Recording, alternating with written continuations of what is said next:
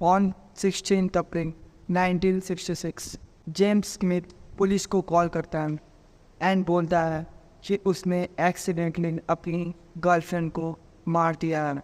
जब उन लोगों का एक आर्गूमेंट चल रहा था तो गुस्से में आकर उसने उसे धकेला, जिसके कारण वो बाथटब में गिर गई एंड उसकी वहीं पर डेथ हो गई। एंड जैसे ही पुलिस पीटर के घर जाती है तो पुलिस अपने ज़िंदगी का सबसे खौफनाक तस्वीरें देखते हैं उस घर में। एंड जिसके बाद पुलिस ने बिना कुछ सोचे डायरेक्टली जेम्स को गिरफ्तार कर लिया। आखिर क्या था उस घर में एंड पुलिस ने जेम्स को क्यों अरेस्ट किया? So without wasting any further time, let's learn a little more about today's case revolving around केली एनिंग बेट्स।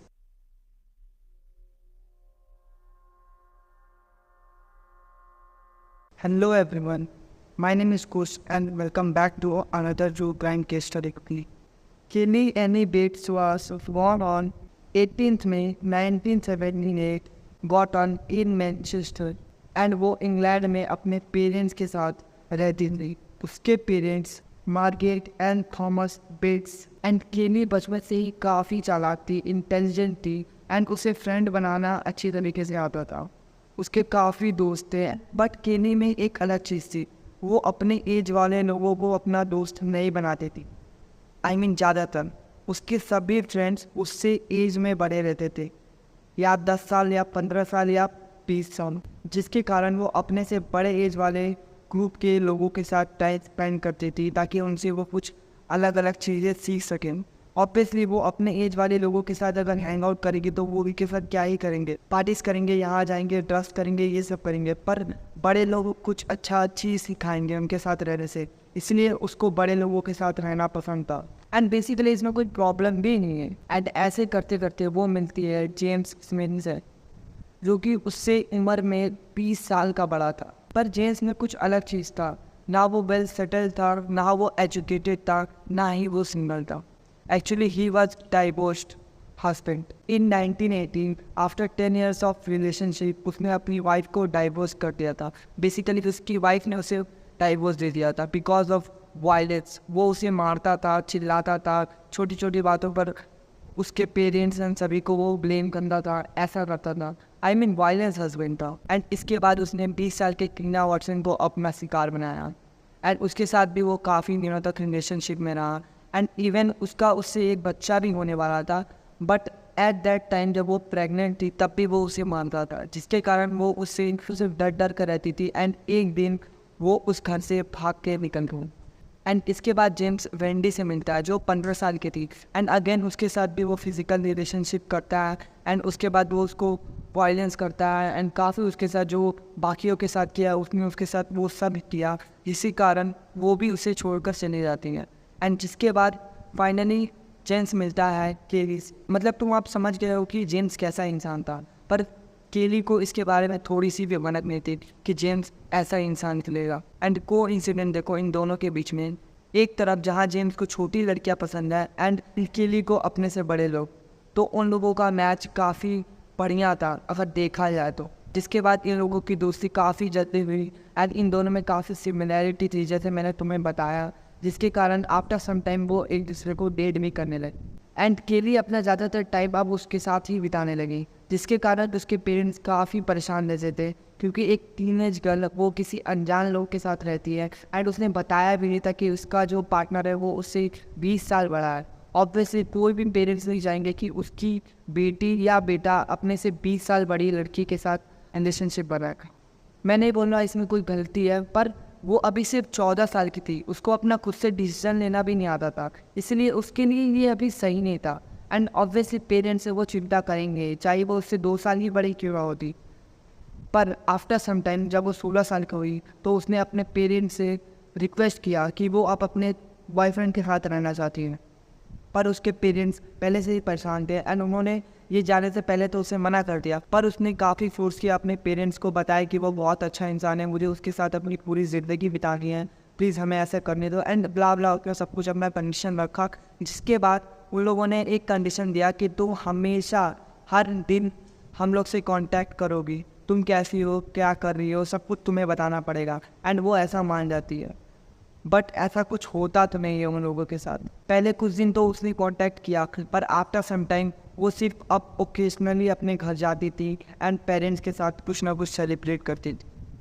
एंड जब भी वो वहाँ जाती थी तो उसके पेरेंट्स को दिखता था कैसे वो काफ़ी पतली हो चुकी है एंड उसके शरीर पे काफ़ी दाग हैं मारने के। एंड जब भी वो पूछते थे आखिर ये सब तुम्हें किसने दिया, तो वो बात को चुगला देती थी कि मुझे यहाँ से लग गया, वहाँ से लग गया, ऐसे ऐसे बोलकर। एंड आफ्टर सम टाइम वो उनसे कांटेक्ट भी नहीं करने लगे। एंड केली हमेशा एनिवर्सरी एंड बर्थडे के दिन अपने पेरेंट्स को लेटर लिखती थी, पर वो भी अब वो लिखना बंद कर देती। एंड जब भी कोई लेटर आता था तो वो जेम्स के हैंड राइटिंग में आता था, जिसके कारण उनके पेरेंट्स को शक भी हुआ एंड चिंता भी हुआ कि आखिर ऐसा क्या हुआ कि वो हमें लेटर नहीं लिख करें। आफ्टर सम टाइम जब उसके पेरेंट्स उसके घर गए तब उसका बॉयफ्रेंड वहीं पर किचन में था। एंड जैसे ही उसकी माँ वहाँ जाती है तो वो जेम्स को देख लेती है, जिसके बाद उसने काफ़ी समझाया उसे कि आखिर तुम इसके साथ क्यों रह रही हो, ये तुमसे काफ़ी बड़ा है।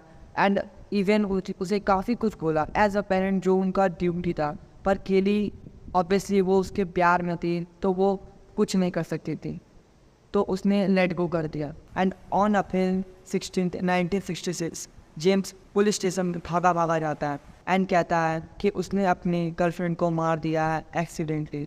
ये एक एक्सीडेंट था, उसने ये सब जानबूझकर नहीं किया। जब उन लोगों का आर्गूमेंट चल रहा था तो उसने उसे धक्का दिया एंड वो बाथटब पे गिरकर मर गई।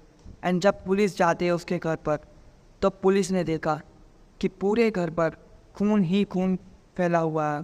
एंड जब वो आगे जाते हैं बाथरूम में एंड जब पुलिस अंदर गई तो पुलिस को केली का बॉडी विदाउट क्लोथेज एक बाथटब पे मिला एंड उसकी आंखें बाहर की तरफ निकली हुई थी लाइक अ डेड मैन। देख के कोई भी बता सकता था कि उसे टॉर्चर किया गया है एंड इवन उसे मरे काफ़ी दिन हो चुके थे, बट ऐसा नहीं था, उसने उसी दिन उसे मारा था। एंड जिसके बाद पुलिस ने उसे डायरेक्टली पकड़ लिया जैसा मैंने तुम्हें बताया। एंड आफ्टर सम टाइम जब उसका पोस्टमार्टम किया गया तो पोस्टमार्टम में बताया गया कि उसे 4 वीक्स तक काफ़ी ब्रूटली टॉर्चर किया गया।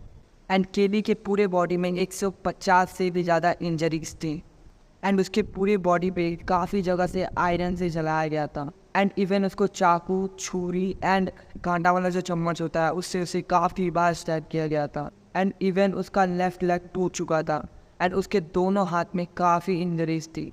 एंड पोस्टमार्टम के हिसाब से केली फर्स्ट वीक में ही ब्लाइंड हो चुकी थी ड्यू टू टॉर्चर। इसका मतलब वो आने वाले 3 वीक में ब्लाइंड होकर ये सब टॉर्चर को झेला है।